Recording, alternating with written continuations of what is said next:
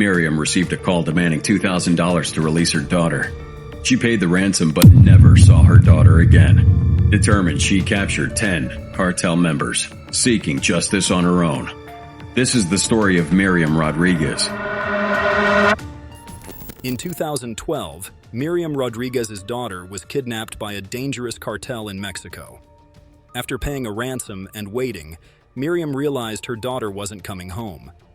When the police failed to help, Miriam took matters into her own hands, but this put her in great danger. On Mother's Day in 2017, the cartel came for her. What happened next is shocking and tragic. Stay with us to hear the full story of a mother's incredible fight for justice. In 2012, Miriam's 20-year-old daughter, Karen Alejandra Salinas Rodriguez, was kidnapped in San Fernando, Tamaulipas, a region notorious for cartel activity. Like many other victims, Karen's family was contacted by the kidnappers, who demanded a ransom for her release. Miriam and her family sold everything they could to raise the ransom, hoping it would bring Karen home safely. They paid, but her daughter was never returned. After Karen's kidnapping, Miriam's first instinct was to go to the authorities. Like most people, she believed the police and government would step in and help her find her daughter. But, unfortunately, this didn't happen. The justice system in Mexico, especially when it comes to dealing with powerful drug cartels, has a reputation for being slow, ineffective, and at times, corrupt. It's not that Miriam didn't try. She went to the local police, the federal police, and even higher-up government officials, pleading with them to do something. But all she got was excuses, red tape, and a whole lot of nothing. The problem wasn't just laziness or incompetence, though. The cartels have so much power in some parts of Mexico that even the police are afraid to go after them. Corruption also plays a big role, with many law enforcement officers being paid off to look the other way. In Karen's case, it was clear that the police weren't willing to risk their lives or careers to take on the cartel responsible for her kidnapping. To make things worse, there were so many other similar cases happening all over the country that Karen's case wasn't a priority. Miriam, like many families affected by cartel violence, was left feeling abandoned by the very people who were supposed to protect them. The system seemed broken. Months went by without any progress, and there was no sign of Karen. This was when Miriam began to lose faith in the authorities. She realized that if she didn't take action herself, her daughter's murderers would never face justice. This wasn't an easy decision, and it wasn't something she did lightly. She knew how dangerous it was to take on a drug cartel. These weren't just petty criminals. They were powerful, organized, and ruthless. Most people would have been too scared to even think about going after them. But for Miriam, the fear of not getting justice for her daughter outweighed any fear of what the cartel might do to her. So, she began planning how she would find the people responsible for Karen's death. Miriam's search for Karen's killers started with a small clue. One of the cartel members, a young man named Sama, offered to help her find Karen for $2,000. Even though this lead didn't bring Karen back, it gave Miriam the name of one of the kidnappers. That was all she needed to get started. From that point on, Miriam began to gather clues about her daughter's kidnappers. She found Sama on Facebook and, through his profile, identified one of his friends by her ice cream shop uniform. Miriam spent hours outside the shop, waiting for the friend to appear, and then she followed him. Miriam was becoming a detective in her own right, piecing together information and figuring out who was responsible for Karen's death. Miriam spent hours doing her own research, combing through social media, old news reports, and any sources she could find that might help her identify Karen's kidnappers. She took what little information the police had provided and started piecing together her own version of events.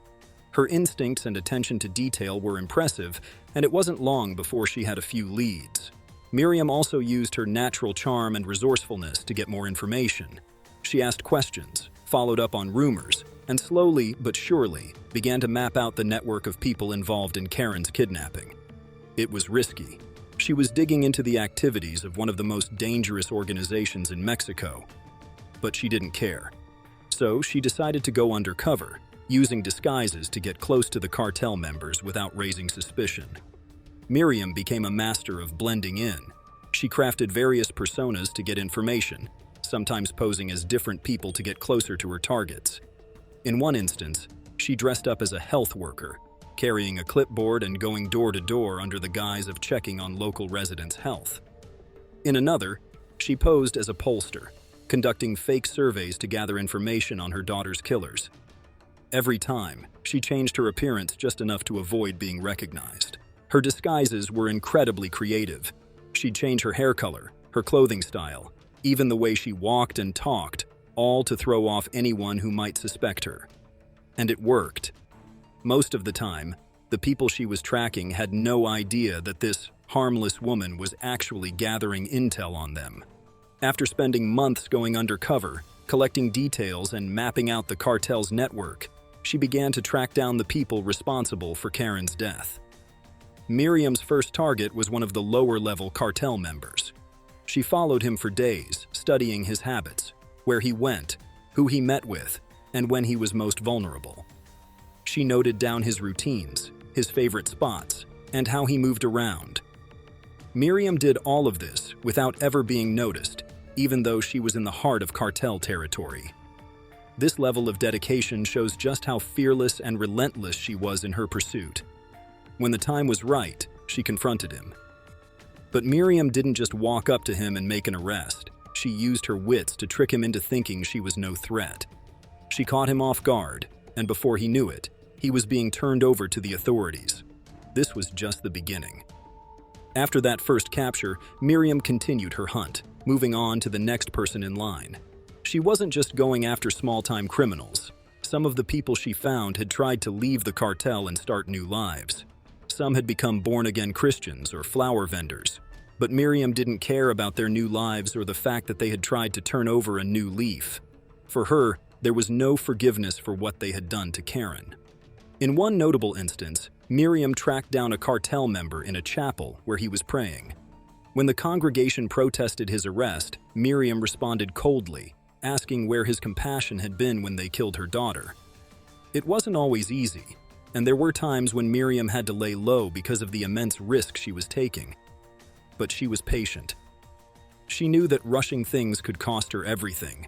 Slowly but surely, she captured more and more of the people involved in her daughter's death.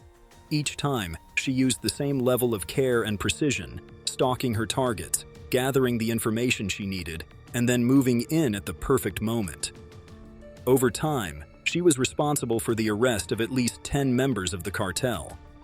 Each arrest was a victory for Miriam, but it didn't come easy.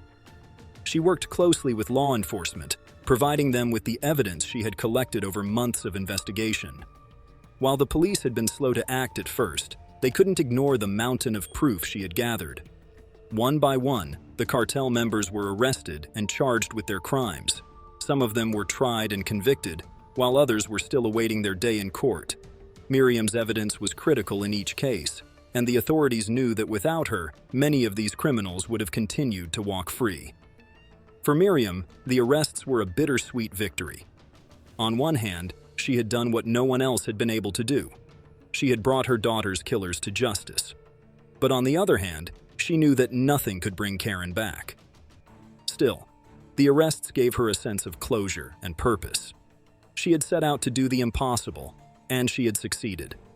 Miriam's courageous actions did not go unnoticed, and as she continued to capture more cartel members, the stakes grew higher. The cartel wasn't going to let her bring down their people without fighting back. She had now made herself a target, and the danger to her and her family was very real.